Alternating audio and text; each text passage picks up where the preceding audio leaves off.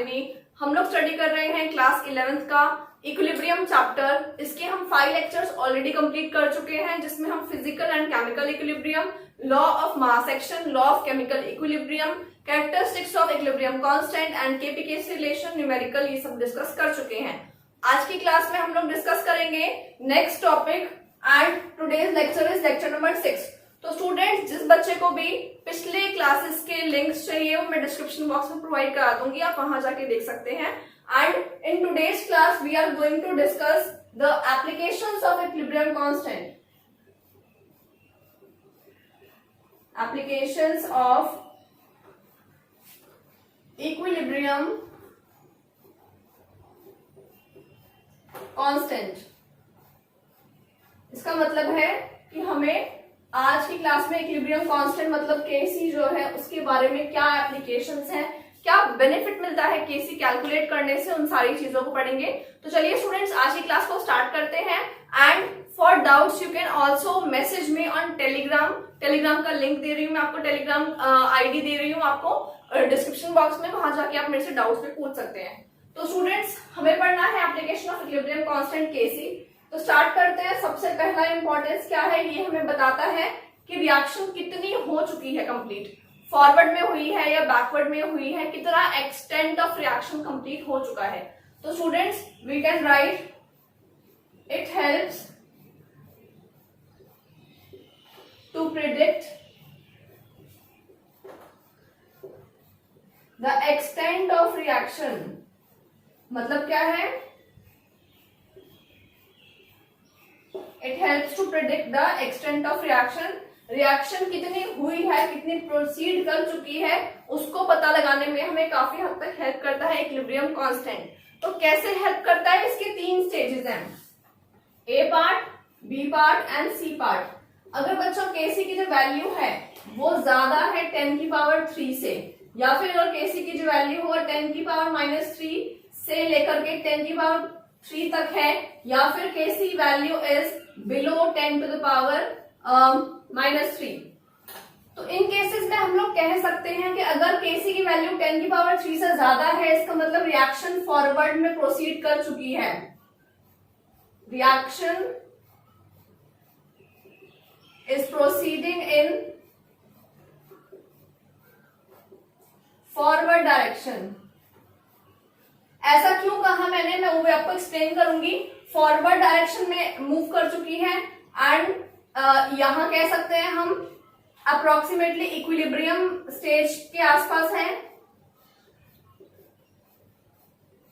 Near equilibrium stage. तो हम ये कह सकते हैं कि सेकंड वाला इतनी वैल्यू आ सकती है। एंड अगर 10 की पावर -3 से कम वैल्यू है, इसका मतलब हम कह सकते हैं रिएक्शन जो है वो बैकवर्ड डायरेक्शन में प्रोसीड कर रही है, रिएक्शन इज प्रोसीडिंग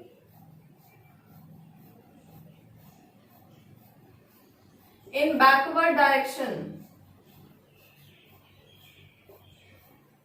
ऐसा हम कह सकते हैं। तो स्टूडेंट्स, मैंने ये बात क्यों कही है, मैं आपको समझाती हूं कि केसी हमने कैसे निकाला था। केसी होता है इक्विलिब्रियम कांस्टेंट। तो अगर कोई रिएक्शन है हमारे पास A + B reversible C + D, तो केसी की वैल्यू कैसे लिखते हैं हम लोग, इक्विलिब्रियम कांस्टेंट की प्रोडक्ट्स हम ऊपर लिखते हैं एंड स्क्वायर ब्रैकेट में, और रिएक्टेंट्स लिखते हैं नीचे।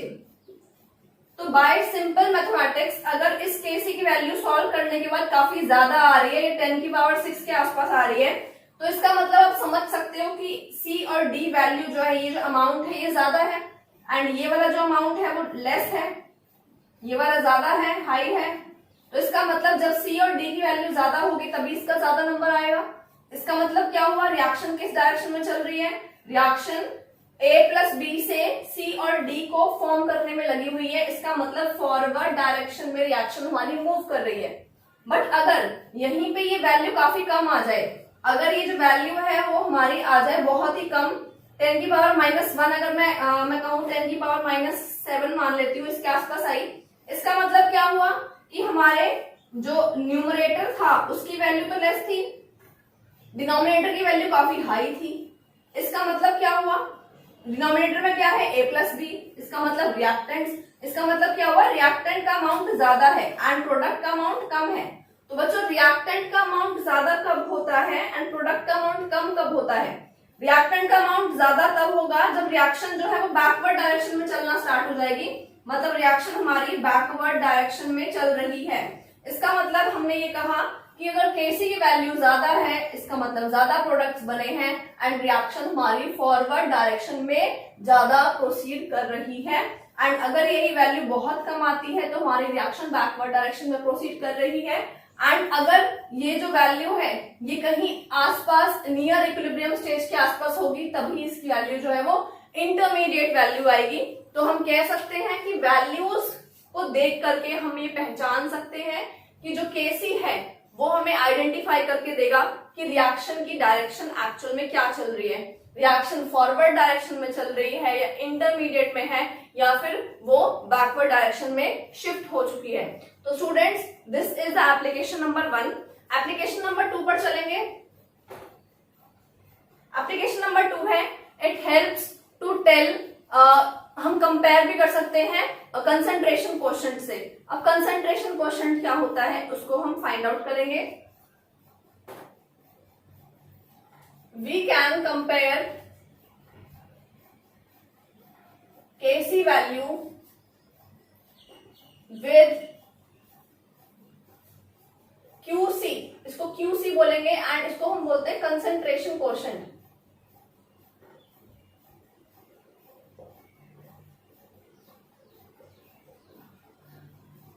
कंसंट्रेशन कोएफिशिएंट, तो स्टूडेंट्स पहले समझो कंसंट्रेशन कोएफिशिएंट होता क्या है।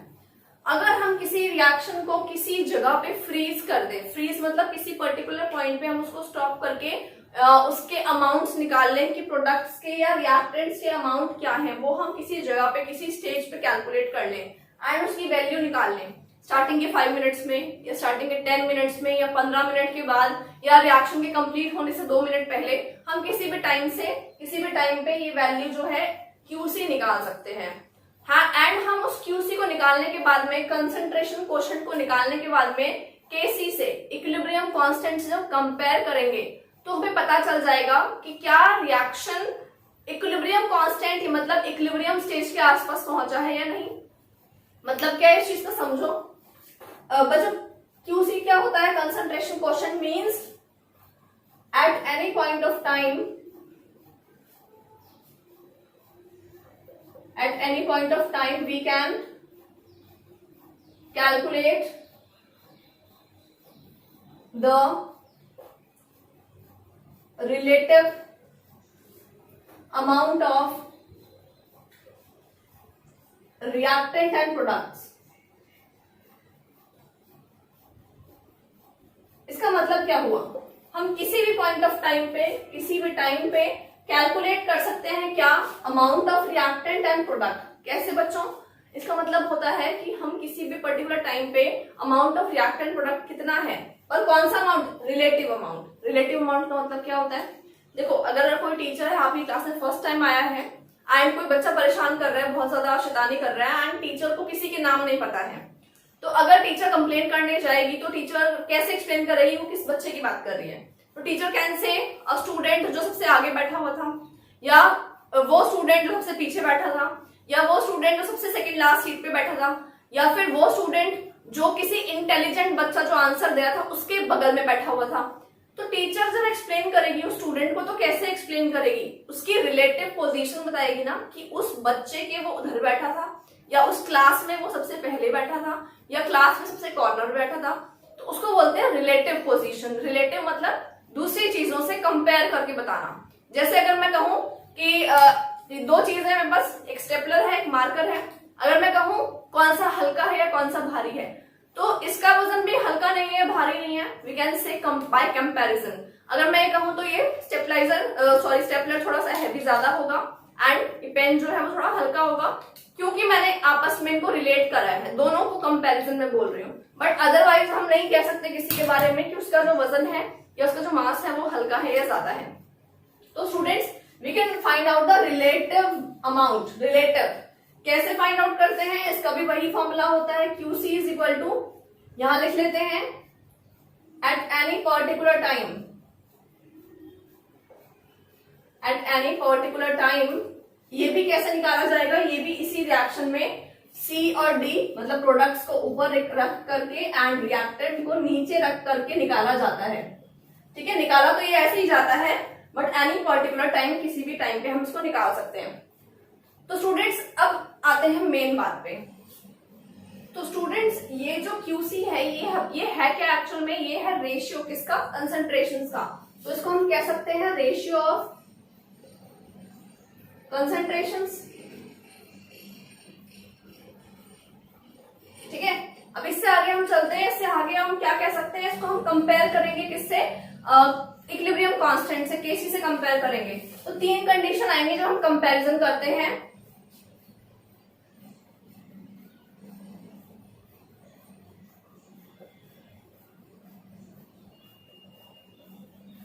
तो 3 कंडीशन बच्चों ये डेवलप होती हैं, या तो जब हम कंपेयर करेंगे तो वो बराबर होगी उनकी वैल्यू, मतलब क्यूसी की वैल्यू और केसी की वैल्यू बराबर होगी।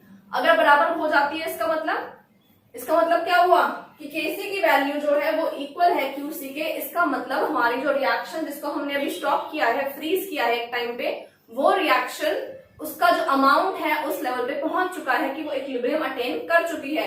इसका मतलब केसी इज इक्वल टू क्यूसी का मतलब होता है reaction has reached equilibrium level, वहां तक पहुंच चुकी है। पॉइंट नंबर 2 क्या है, केसी इज ग्रेटर देन क्यूसी। अगर केसी की वैल्यू ज्यादा है एंड क्यूसी की वैल्यू कम है, मतलब कंसंट्रेशन क्वेश्चन की जो वैल्यू उस टाइम पे आ रही है वो कम आ रही है, इसका मतलब उसे इक्विलिब्रियम में पहुंचने के लिए क्या होगा, थोड़ा बढ़ाना पड़ेगा अपने आप को वैल्यू को। एंड अगर वो देखो बच्चों आप कंफ्यूज हो रहे होगे, अभी ये सोच रहे होगे कि मैम इक्विलिब्रियम अटेन ही क्यों करना है। तो स्टूडेंट जो रिएक्शन रिवर्सिबल होती हैं वो रिएक्शन इक्विलिब्रियम लेवल पे जाकर के थोड़ी स्टेबल हो जाती हैं। तो रिएक्शन इंटरमीडिएट नहीं रहेगी, एक टाइम पे जाके इक्विलिब्रियम पे जाके सेटल हो जाएगी, वहां जाके वो स्टेबल हो जाएगी। तो रिएक्शन में अगर क्यूसी का लेवल जो है, वो क्यूसी का जो आंसर है या अमाउंट है, अगर वो कम है तो उसको किसके बराबर होना है, केसी के बराबर होना है, इस लेवल पे आना है। इसका मतलब क्यूसी का अमाउंट बढ़ाना पड़ेगा। बढ़ेगा कैसे, जब ये क्यूसी का लेवल बढ़ेगा, इसका मतलब अगर हमें बढ़ाना है तो प्रोडक्ट का अमाउंट बढ़ाना पड़ेगा, प्रोडक्ट इंक्रीज होंगे धीरे धीरे। प्रोडक्ट इंक्रीज कब होंगे, जब रिएक्शन फॉरवर्ड में मूव करेगी। इसका मतलब इस कंडीशन में रिएक्शन की डायरेक्शन फॉरवर्ड में होगी, तभी वो इक्विलिब्रियम कंडीशन पे पहुंच पाएगा। तो यहाँ पे हम कह सकते हैं फॉरवर्ड रिएक्शन इज फेवर की जाएगी ताकि इक्विलिब्रियम पे रिएक्शन जल्दी आए और क्यूसी का अमाउंट बढ़ जाए ताकि वो केसी के बराबर हो जाए। And come to the third point क्या है हमारा, क्यूसी का वैल्यू अगर ज्यादा है इक्विलिब्रियम कांस्टेंट से तो उसको अपनी वैल्यू कम करनी पड़ेगी।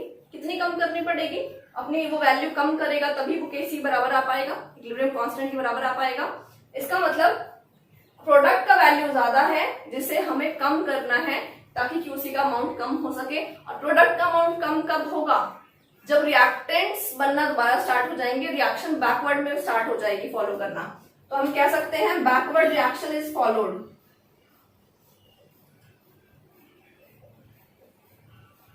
Backward reaction is favoured. तो स्टूडेंट्स ये था, क्या फाइंड आउट करने में हेल्प किया, we can compare KC and QC. क्यों कंपेयर किया हमें, ये हमें बताता है कि रिएक्शन की डायरेक्शन क्या चलेगी। तो ये हमें हेल्प करता है, help in identifying direction of reaction की डायरेक्शन क्या है उसे पहचानने में हमें ये हेल्प करता है। तो हम कह सकते हैं कि ये भी एक इसका एप्लीकेशन है। तो स्टूडेंट्स हमने 2 एप्लीकेशन कर लिए हैं। पहला एप्लीकेशन क्या डिस्कस किया हमने, यही कि ये हेल्प करता है एक्सटेंट ऑफ रिएक्शन जानने के, मतलब कि रिएक्शन का जो एक्सटेंट है, कहां तक पहुंची रिएक्शन, इक्विलिब्रियम में पहुंची नहीं पहुंची वो चीज, और दूसरी चीज किस डायरेक्शन में मूव करेगी इक्विलिब्रियम को रीच करने में। तो स्टूडेंट्स ये हमने 2 एप्लीकेशन पढ़े हैं। अब हम पढ़ते हैं न्यूमेरिकल्स, मैं आपको करवा रही हूँ इसी टॉपिक से रिलेटेड। तो न्यूमेरिकल्स के लिए आप लोग थोड़ा तैयार हो जाएं।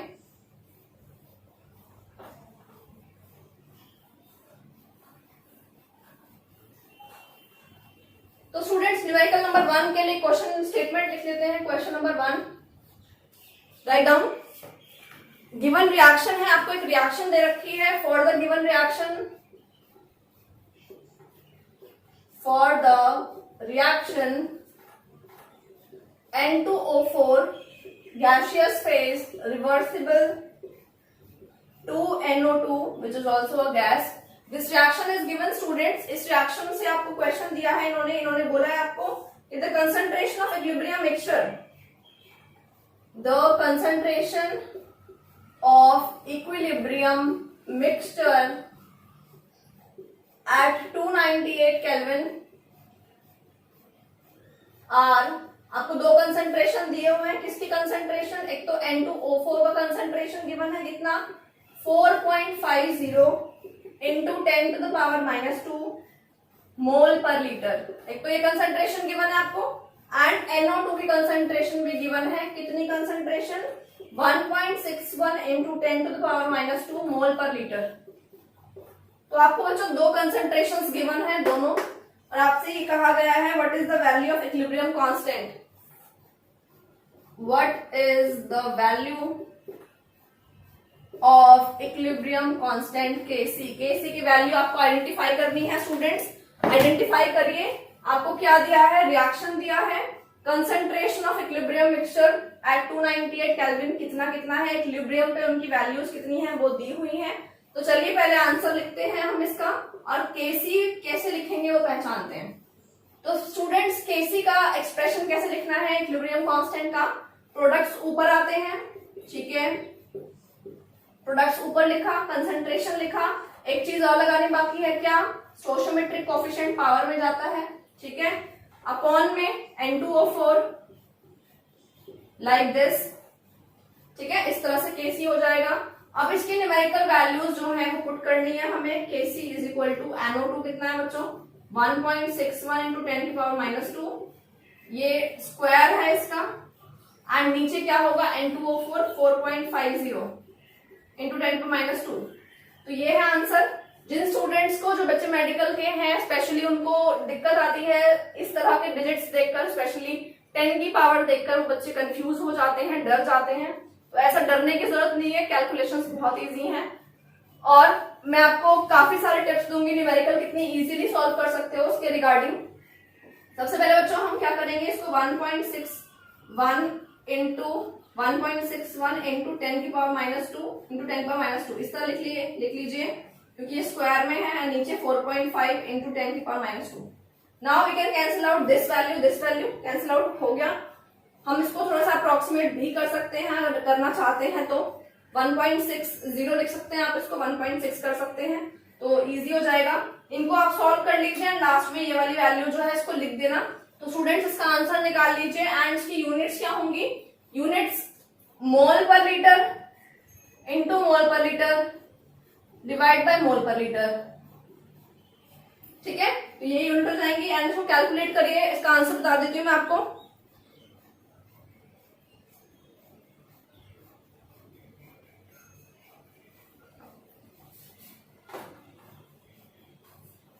तो इसकी वैल्यू सॉल्व करिए स्टूडेंट्स. इसकी कुछ भी यूनिट नहीं होगी, because Kp and Kc are the ratios, हम कह सकते हैं डायमेंशन लेस होते हैं. इसका आंसर आप कैलकुलेट करेंगे तो आंसर आएगा 5.76. मैं लिख देती हूँ, इसका आंसर आएगा 5.76 इंटू 10 टू द पावर -3. ये आंसर आएगा सॉल्व करने के बाद. तो इस तरह से न्यूमेरिकल करना है. एक और न्यूमेरिकल मैं आपको कराती हूँ, इसको सॉल्व कर लीजिए इतने.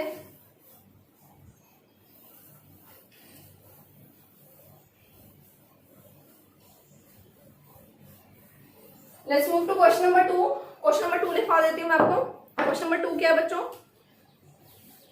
एक रिएक्शन है for an chemical equilibrium reaction. Question number 2 है for an equilibrium reaction. Write down the rate constant for the forward and backward reaction are.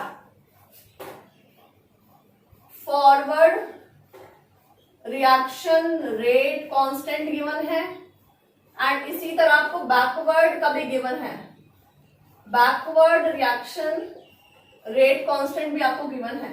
कितना गिवन है उसकी वैल्यूज लिख लेते हैं. फॉरवर्ड की गिवन है बच्चे 2.38 into 10 to the power -4, and यहाँ बैकवर्ड की भी गिवन है, उसकी वैल्यू लिखिए 8.15 into 10 to the power minus 5. Now the question what is asking, it's asking about calculate the equilibrium constant of the reaction. Calculate equilibrium constant. तो बच्चों आप solve कर सकते हो इसको। कैसे सॉल्व करोगे? एक फॉर्मूला लिखवाया था मैंने आपको केसी के बारे में। क्या था formula? KC is equal to K F by K B. कहाँ लिखवाया है फॉर्मूला? ये लिखवाया मैंने आपको लॉ ऑफ मास सेक्शन और लॉ ऑफ केमिकल इक्विलिब्रियम जहां पढ़ाया था वहां लिखवाया था। You can turn on the pages and you can see there, आपको मिल जाएगा ये। तो अब क्या करना है? सिंपली बस वैल्यूज पुट करनी है। वैल्यू पुट कर दीजिए। के एफ की वैल्यू क्या है? Rate constant of forward reaction is 2.38 into 10 to the power minus 4 and backward reaction की क्या है? 8.15 into 10 to the power minus 5। तो स्टूडेंट्स हम इसको अगर कैंसिल आउट कर लेंगे तो it will become 10 to the power minus 1। ठीक है, और आप इसको सॉल्व कर लीजिए। तो इसका आंसर नोट कर लीजिए कितना आता है। The answer is 2.92। 2.92 इस तरह से हो गया। डन। तो स्टूडेंट्स आज हमने पढ़ा applications of equilibrium constant. Next class में we will study about factors affecting equilibrium constant या इक्विलिब्रियम रिएक्शन। तो हम इसके बारे में 5 फैक्टर्स डिस्कस करेंगे। नेक्स्ट क्लास में डिस्कस करेंगे पूरे 5 फैक्टर्स, कैसे इंक्रीज होगा, कैसे डिक्रीज होगा। ये हमने जितने भी लेक्चर्स पढ़े हैं, आज हमारा 6th लेक्चर है, हमारा केमिकल इक्विलिब्रियम खत्म हो जाएगा यहाँ पे। नेक्स्ट इसके बाद हम स्टार्ट करेंगे आयनिक इक्विलिब्रियम। तो आयनिक इक्विलिब्रियम में बच्चों को बहुत दिक्कत आती है। पीएच के जब क्वेश्चंस वो करते हैं, मैं आपको लॉग भी सॉल्व करवाऊंगी और लॉग कैसे बिना लॉग टेबल के सॉल्व करेंगे वो भी सिखाऊंगी मैं आपको। एंड किस तरह से आप कर सकेंगे उसको सॉल्व बहुत ही कम टाइम में, वो सारी चीजें सिखाऊंगी इन आयनिक इक्विलिब्रियम। तो स्टूडेंट्स स्टे ट्यून्ड, लाइक करें, कमेंट करें, शेयर करें अपने फ्रेंड्स के साथ and subscribe to my channel. Bye bye. Tell me pretty lies, look me in the face, tell me that you love me, even if it's fake.